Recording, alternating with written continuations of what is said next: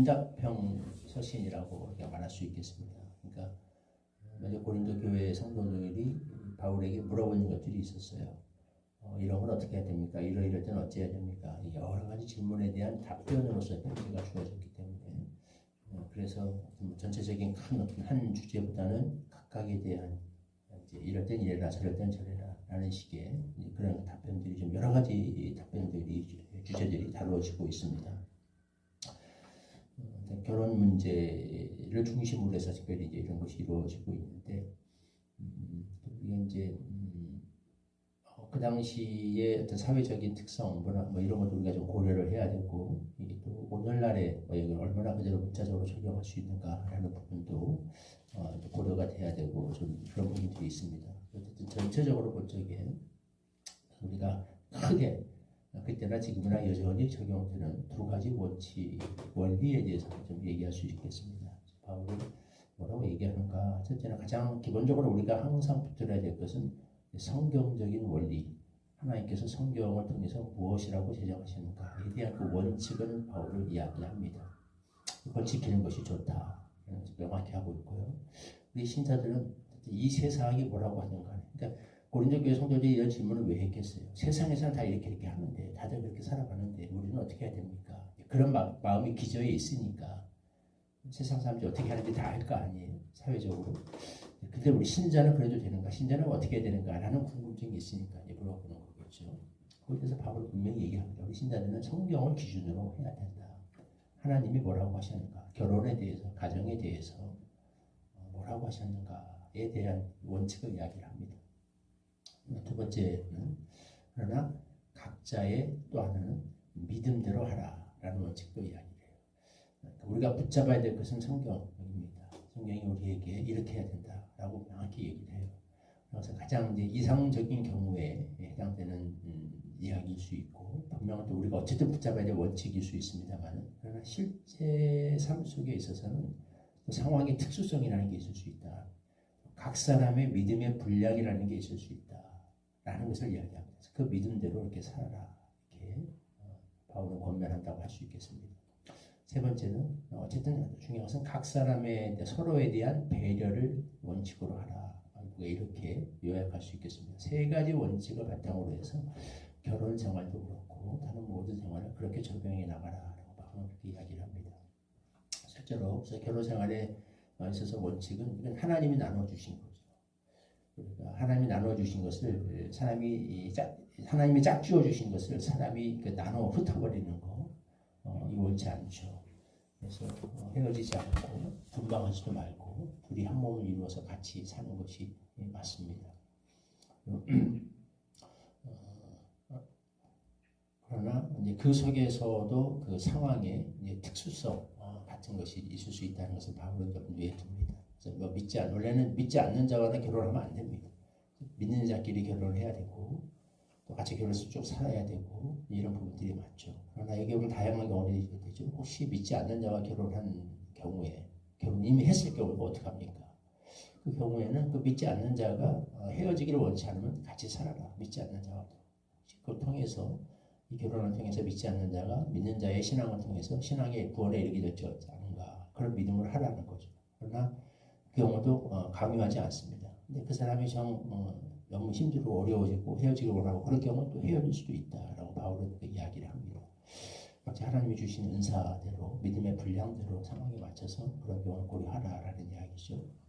기본적으로 바울은 사실 결혼보다 더 큰 성경적인 원리 원칙을 붙잡고 삽니다. 우리는 그리스도를 위해서 부름받았기 때문에 사실 그 모든 것을 다 제쳐놓고 안 할 수만 있다면 다 제쳐놓고 복음 전하는 일에 주의 일을 하는 일에 전념하는 것이 좋다라는 것을 바울은 이야기합니다. 그러면 그게 사실은 훨씬 더 중요한 큰 원칙일 수 있다는 거죠. 그러나 그것도 다 그렇게 할 수는 없고 하나님이 부르신 은사대로 각자에게 주신 믿음의 분량대로 할 수 있는 사람이 있고 할 수 없는 사람이 있습니다. 이론적으로 보자면 모든 것을 다 내가 주와 복음을 위해서 정말 나시린처럼 다 소원을 해서 다 제쳐놓고 오직 주와 복음을 위해서 살 수 있으면 가장 좋겠죠. 그것도 이상적인 것이고 각 사람의 믿음의 분량대로 하나님이 주신 은사대로 그거 할 수 있는 사람이 있고 없는 사람이 있습니다. 거기에 맞춰서 이렇게 하라라고 바울은 그렇게 권면을 합니다. 어쨌든 결혼 생활을 하거나 또 뒤에 보면 사실은 이제 그 주인과 종의 관계도 여기 살짝 끼워넣어서 다루고 있는데요. 보통 가정에 있어서 원칙은 서로를 배려하는 마음으로 이것을 진행하라라고 얘기합니다. 부부도 서로가 자기가 자기의 몸을 주장하지 못한다. 남편의 몸은 아내가 주장하고 아내의 몸은 남편이 주장한다. 이게 무슨 말인가?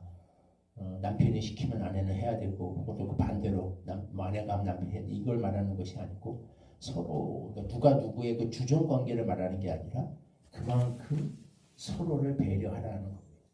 내 몸 가지고 내가 하겠다는데 내가 싫다는데 부부 생활에서도 그렇게 하지 말고 상대의 어떤 입장과 상대에게 있는 그런 그 욕구와 기본적인 욕구와 이런 것들을 다 고려해서 최대한 그 사람 편에서 마치 내 몸이지만 내가 아닌 것처럼 그를 위해 존재하는 것처럼 그러니까 이거는 스스로 자유인이지만 스스로 사랑 때문에 그 자유를 스스로 포기하는 그런 성숙한 단계를 말하는 거죠. 어느 한쪽이 어느 한쪽을 지배하는 폭력적 관계가 아니라 다 자유인이지만 그 스스로 상대를 배려해서 스스로의 자유를 제한할 줄 아는 그런 상호 사랑과 배려를 기반으로 생활을 이루어가라라고 이야기를 합니다.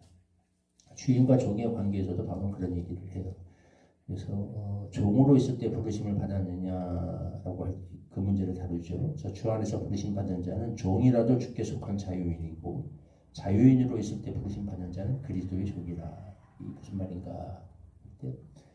서로 이제 그 당시에 누구는 주인이고 누구는 종의 관계가 있을 거 아니겠어요? 그런데 둘 다 예수를 믿었어요. 그럴 때 이제 생겨날 수 있는 문제에 대해서 얘기하는 거죠. 한편은 종들에게 이렇게 얘기하는 겁니다. 종이라도 너는 주께 속한 자유이다. 이게 무슨 말이냐면 나는 비록 종이지만 주님께 속한 자유인이다. 주 안에서 자유인이라는 생각을 가지고서 그렇게 살라. 그것으로 만족하고 감사하라는 이야기예요. 왜냐하면 내가 이제부터 예수 믿었으니까 당신이나 나랑 똑같은 자유이니까 주인, 종 이런 게 어딨어. 이렇게 하지 말라는 거예요. 다른 데 보면 바울이 그 이야기를 합니다. 주인과 종의 관계로 예수를 믿었으면 그 종은 그걸 그 핑계로 해서 주인을 무시하거나 주인을 인정하지 않거나 그렇게 하지 말라는 거예요. 종으로서 그 관계는 사회적인 질서는 여전히 유지되니까 그것을 존중하고 주인께 충성하고 종으로서의 직무를 다하라는 겁니다. 그러나 주 안에서 나는 자유인이다 라는 그런 의식을 가지고 하나님 앞에서 자유인이죠. 그것으로 마음의 기쁨을 삼고 그것으로 주 앞에서 어떤 그 정체성과 자긍심을 그렇게 채우고 또 사회적 관계 속에서는 주인을 인정하고 존경하고 주인께 복종하라라는 이야기를 하고 있는 거죠. 반면에 주인들에게는 네가 자유인으로 있을 때 부르심을 받은 자는 너는 자유인이고 쟤는 종이고 그런 생각 물론 사회적 질서 속에서는 계속 하겠지만 그런 마음으로 그렇게 나는 쟤와 달라 똑같이 예수를 믿어도 어떻게 쟤하고 나와 같을 수가 있는가 라고 생각하지 말라는 그러니까 자유인들은 예수를 믿으면 그리스도의 종 너도 믿는 순간 예수 그리스도의 종이라는 생각을 하고 우리 주인이신 예수께서 우리 종들인 우리를 어떻게 다루는가를 생각하면서 그렇게 종들을 다루라 그렇게 종들을 대하라라는 그런 권면을 하고 있는 거죠. 우리는 다 예수 믿는 사람은 순순간 로마인이건 누군 간에 사장이건 뭐건 간에 주인이건 종이건 간에 신분의 모든 차이 없이 다 우리는 주님의 종이 되는 겁니다. 우리 주인이신 예수 그리스도께서 우리를 어떻게 우리 종된 우리를 어떻게 다루는가 어떻게 대하셨는가 그런 마음으로 이제 예수 믿었으면 그런 마음을 가지고 너도 종이다라는 마음으로 밑에 있는 종들을 대하라는 권면을 하고 있는 겁니다. 결국 사랑이죠. 사랑에 기반해서 부부관계든 뭐 주종의 관계든 모든 관계에 있어서 이런 원칙을 가지고 대하라라는 그런 큰 이야기들을 하고 있습니다. 세상에서는 어떻게 하는가? 세상에서 통하는 관행이라는 게 있어요. 그 당시 사회에서는 그 당시 사회 속에서는 부부관계에서 어떻게 남편이 아내를 어떻게 다루었고 주인이 종을 어떻게 다루었고 또 결혼 특히 고린도 같은 경우는 뭐 로마 사회에서도 자유분방하고 쉽게 말하면 거기서는 감정이 법이었습니다. 내 감정에 충실하면 돼. 오늘날도 그런 말 많이 해요. 나는 감정에 충실하다. 육체가 이끄는 대로 감정이 이끄는 대로 그렇게 살던 그런 시대였습니다. 신자들은 예수 믿는 사람들은 그런 세상의 흐름이 어떻게 흘러가든 간에 시대가 어떻게 변하든 간에 관행이 어떻게 흘러가든 간에 이런 것은 나의 믿음의 분량이 허락하는 한 성경이 우리에게 뭐라고 원하는가 그 가치관을 확 붙들고 최대한적으로 그 가치, 이 성경적 가치에 부합되는 삶을 살도록 노력해야 된다라는 것을 명확히 우리에게 주고 있습니다.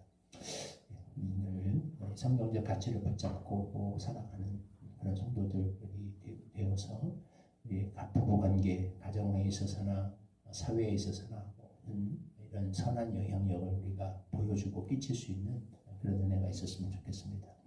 우리에게 그런 은혜를 허락해 주시기를 기도합니다. 22절 말씀 참모습 읽겠습니다. 시작. 주 안에서 부르심을 받은 자는 종이라도 주께 속한 자유인이요 또 그와 같이 자유인으로 있을 때 부르심을 받은 자는 그리스도의 종이니라. 하나님, 부부 관계에 있어서나 주종 관계에 있어서나 바울은 명확히 이야기합니다.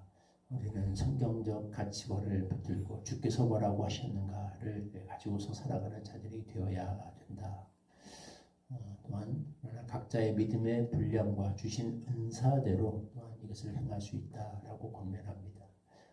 모든 관계에 있어서 가장 기본은 주님께서 뭐라고 하셨는 것과 더불어서 상대에 대한 배려와 사랑이 기반이 되어서 때로는 스스로 나의 자유를 이 사랑 때문에 포기할 수도 있는 스스로 종이 될 수도 있는 이런 삶, 이것이 신자의 삶이다라고 우리에게 가르칩니다. 하나님, 이 세상이 어떻게 흘러가든 간에 세상에서 사람들이 뭐라고 하든 간에 사람들이 어떻게 살아가든 간에 우리가 그것에 영향받고 그것에 흔들리는 것이 아니라 우리 주께서 우리에게 무엇이라고 말씀하셨고 성경이 우리에게 뭐라고 가르치는가 이것을 분명하게 붙들고 살아서 이 세상에 성경적 가치를 보여주고 거룩하고 선한 영향력을 발휘하는 이 시대의 빛과 소금들로 우리가 살아갈 수 있게 하여 주옵소서. 예수님의 이름으로 기도하옵나이다. 아멘. 597장 1과 1절 주신 가르쳐 주신 것과 함께 기도하겠습니다. 이전에 주